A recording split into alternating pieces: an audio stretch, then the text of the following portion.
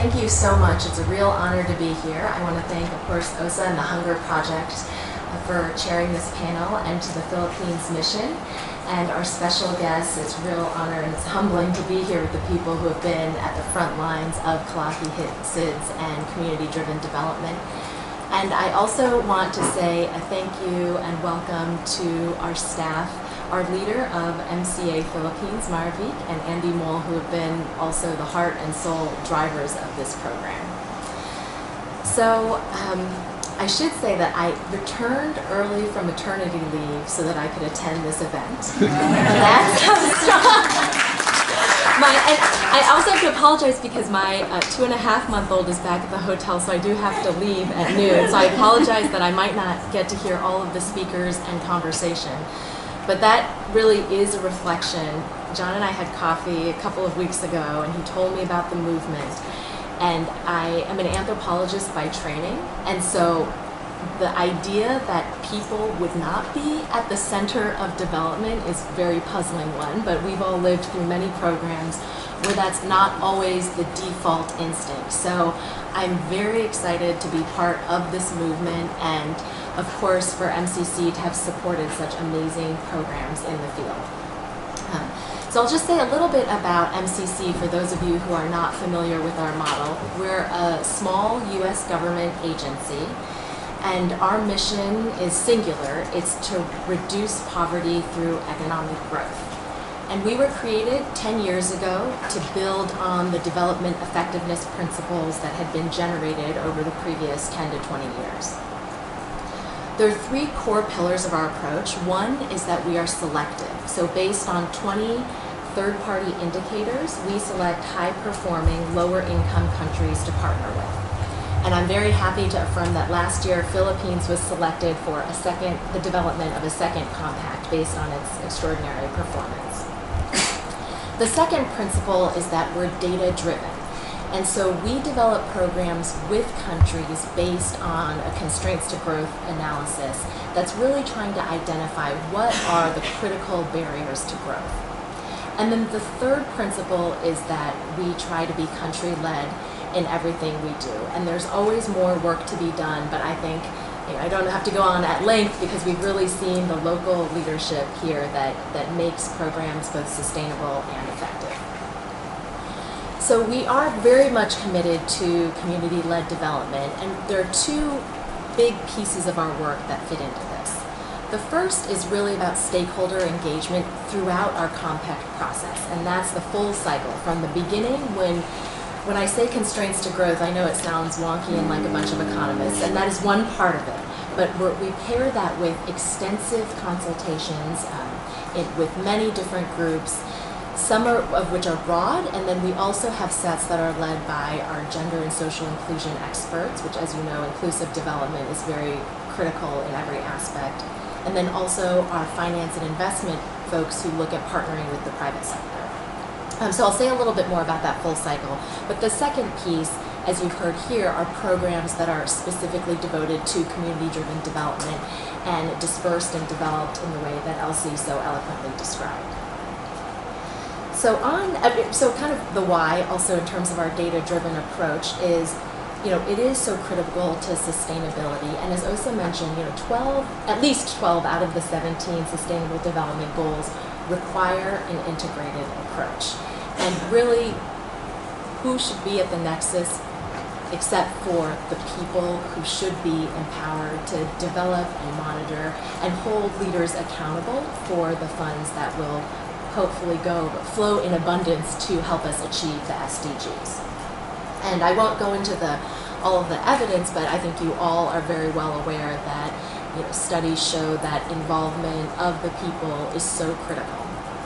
So in terms of MCC's approach, as I mentioned, the full cycle begins with consultation, mapping of stakeholders. We also have a very critical feature of our local entities called the Millennium Challenge Accounts, which is that they're overseen by a multi-stakeholder board. So there are representatives from civil society, the private sector, and government who help us orient the program and make sure that there's a feedback loop among different sectors. And then there are also stakeholder committees that feed their input into the boards and their deliberations. We also are, we've signed up to the IFC performance standards around consultation, and so that also involves rigorous environmental and other consultations to make sure that our programs are responsive to the people on the ground. And then finally, in terms of monitoring and evaluation, we are looking into opportunities for real-time feedback so that we can get more input using the platforms like mobile telephones. So just to give you two examples in terms of stakeholder engagement, we are in Jordan, we have a very large water program, and there we are starting a water conservation campaign. As you know, Jordan is an incredibly arid country. And so through that, we're mobilizing communities and plan to reach out to 5,000 households with our messages, and hopefully then they will take the messages to their neighbors and their broader communities.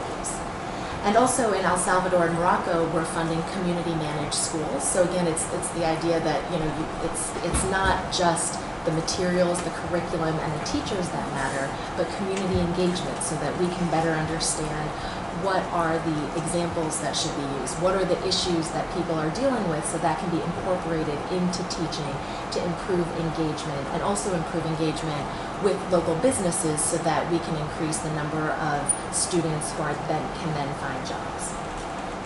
So that's the one side on the stakeholder engagement. I should say, I know I probably said that and it sounded really beautiful. So I want to acknowledge that it's really hard work and we're always trying to improve.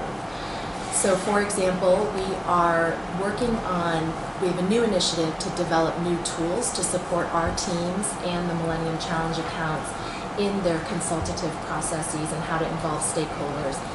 And also looking at how the stakeholder committees, in some countries, it's been a very natural fit because there's a ready infrastructure to draw upon.